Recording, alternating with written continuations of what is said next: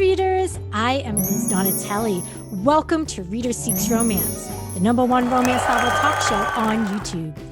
USA Today best-selling author Robin Bielman and I reunite on the show after 7 years apart.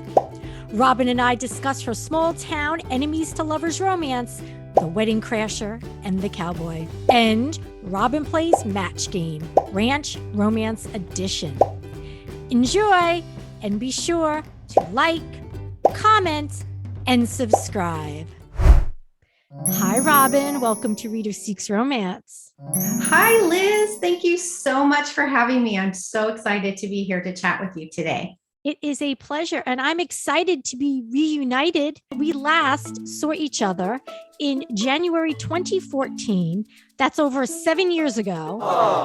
You were featured in my local author reading series, Booked in Burbank in Los Angeles. That's right. I remember that night very, very well. I read a passage from Her Accidental Boyfriend. It was the first time I'd ever, read anything in front of an audience or anything like that. It was a really fun night. It was a really nice event that you put on. Well, thank you. My burning question that I've thought of over the years is, have you missed me? Terribly.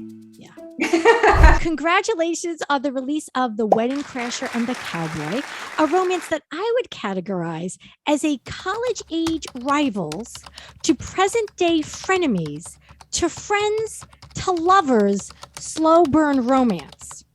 I love that. That's great. I like to be very accurate. The Wedding Crasher and the Cowboy, which I read, is a deeply emotional love story that I felt beautifully balanced some heavy issues that the protagonists face, one of them being dealing with grief.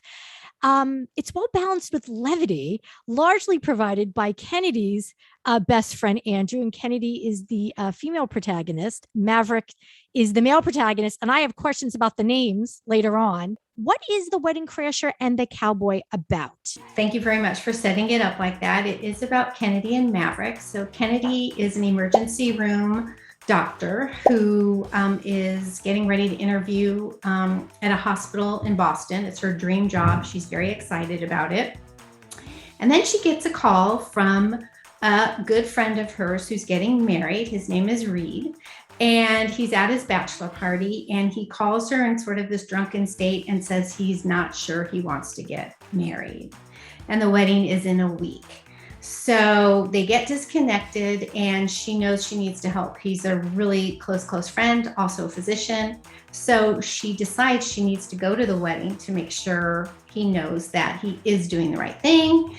And there's just one little problem. She wasn't invited to the wedding. So she decides to crash it with her best friend, Andrew, in tow. And who should she run into within minutes of arriving on this destination wedding, which is on a ranch, is Maverick, her college nemesis, and it's his family's ranch, and all sorts of shenanigans ensue after that. As you mentioned, Kennedy and her best friend Andrew crashed the festivities leading up to Reed's wedding with good intentions. She's not still hung up on him. She genuinely wants to support, Reed because he's expressed doubts, as you've mentioned. I couldn't help but wondering, as I was reading, was this always the plan? Was to have the, good intentions behind the crashing, as opposed to her still being hung up on him and thinking she's still in love and wanting to break up the marriage. Like I thought of, my best friend's wedding type of thing. I mean, was that always the intention for it to be that she's this good-hearted person who's moved on and really wants to help? Or did you originally have it where, oh no, she's pissed off? Actually, her intentions were always good. It never even occurred to me to have her still be hung up on him because they're just such good friends. And I knew she was, meant to be with Maverick. So she always had good intentions. However, we did tweak it a little bit in the sense that she was ready to drive that getaway car to get him out of the marriage if he needed it. And we decided to tweak it a little bit and make it where she really wanted him to know he was making the right decision. So she's there to sort of save the wedding rather than try to break up the wedding. Maverick and Kennedy, they're a wonderful couple to read on the page. They've got some cool, quick, witty banter, which you would expect from an enemies to lovers romance. What makes them work on the page, and how was it writing them? It actually, this is my first enemies to lovers story that I've written, and I have to say I loved it. I really, really enjoyed writing it. Some books are super hard to write, some are easier. This was an easier one. They just, from the get-go, I felt like there was a connection between them from when they, see each other again after college. And just sort of, there isn't anything on the page with them in college, but knowing in their heads those memories of college and the competition they had between them for no real good reason, except they just butted heads and always tried to outdo each other. So it was really fun to write them now 7 years later with some maturity, and, things have changed in their lives, and sort of realizing, hey, maybe this person wasn't so bad even back then, but I just never gave them a chance. Now they're giving each other a chance. So now we've mentioned a few times the names Maverick, Kennedy, Reed. I have to ask you, what is your process for selecting character names? It's so important, right? It takes me a long time. I knew I wanted the name Maverick. I've always liked it. As soon as I decided I wanted to write a cowboy, I love that name. It just sounds really strong. And Kennedy, I've always liked that name too. I keep a list, like a running list of names that I like, and it just seemed to fit her. So I was like, Kennedy and Maverick, that has a nice ring to it. So those were the names I picked. And Reed, I thought that was an interesting, to give him such a unique name. I thought you were trying to make a statement with Reed. I don't know. I wasn't really, I just liked the name Reed too. And I try to use names I haven't used before. I'm going to make a confession here. So Maverick's last name is Owens. And coincidentally, my heroine in her accidental boyfriend, her last name is Owens. So I was like, oh my gosh, I can't believe I did that. So names are hard. And, when they come to me, I try and make like the secondary characters have unique names. So I thought Reed was a little more unique. There wasn't a chance I had a Reed in another book, right, or might want to use it again, because those names tend to stick out. Yeah. Well, I guess the real question here is, why is Owens in the back of your mind that you've named two people? Yeah. I will tell you why. So it was Owen was my dad's middle name. And he passed away, gosh, now 12 years ago. And I really like the name, and it kind of just reminds me of my dad. He never got to see me get published. I was published after he passed away. So it's always there. Isn't that funny? It's just there, and I just like it. The level of detail in different areas pertaining to medicine, medical illnesses, because you mentioned that Kennedy is an ER doctor, and there's a whelping scene. It's kind of almost like it's a really touching moment for Maverick and Kennedy to participate in this whelping, which is this dog giving birth. That's whelping. I didn't know a lot about whelping. And as I'm reading different things, like, wow, like Robin either knows everything about everything, or she did a lot of research. So what was the research like for The Wedding Crasher and the Cowboy? I didn't know how to describe whelping either before I started writing that scene. So I did a lot of research on that, and how it would work with, birthing puppies at home. So I did a ton of research there. I did do a lot of medical research as well, because I really tried to stay true to some very serious, medical conditions and topics. And I, always feel a responsibility to make sure I get it as right as possible. Even though this is fiction, there's a lot of real and true things in the book.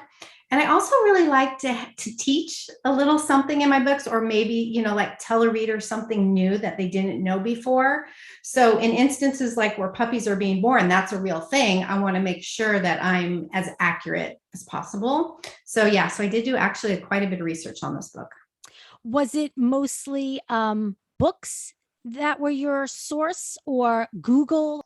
Google, YouTube, no books really. I mean, I'm on my laptop all the time, so it really comes from there.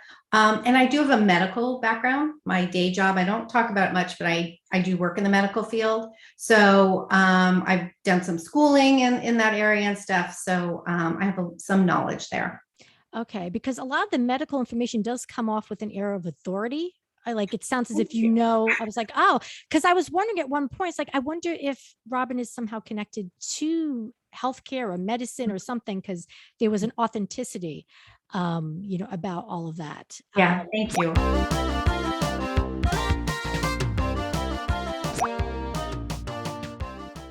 A romantic date activity on a ranch. Camping overnight by a campfire, like in sleeping bags, outside under the stars. That is romantic.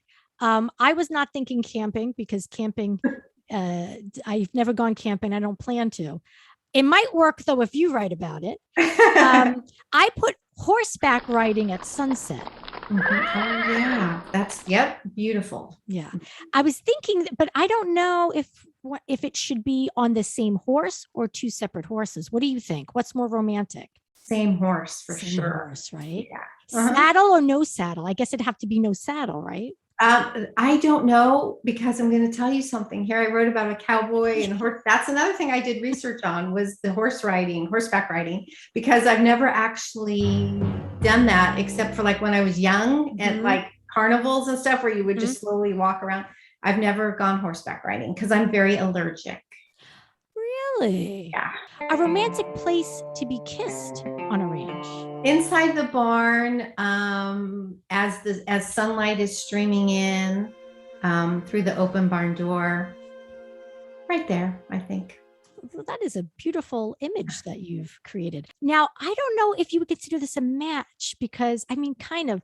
I put a haystack in the barn. I think we match. Would you say match? Okay, Yes. match. Okay, cool. All right, yeah. 2 items in a romantic picnic lunch basket that you take with you to eat somewhere on a ranch. Grapes, because they could feed each other grapes, maybe. I'm going to say, just because it goes with grapes and it's kind of picnicky, cheese and crackers. It's kind of fun too. You could, share and pass that. No, those were really good. I don't know where my mind is, but this is what I put. I put sparkling apple cider. Very specific, I think, because of the apple and barn and fall that I'm thinking. And maybe because I just had these recently, but biscuits. I like it.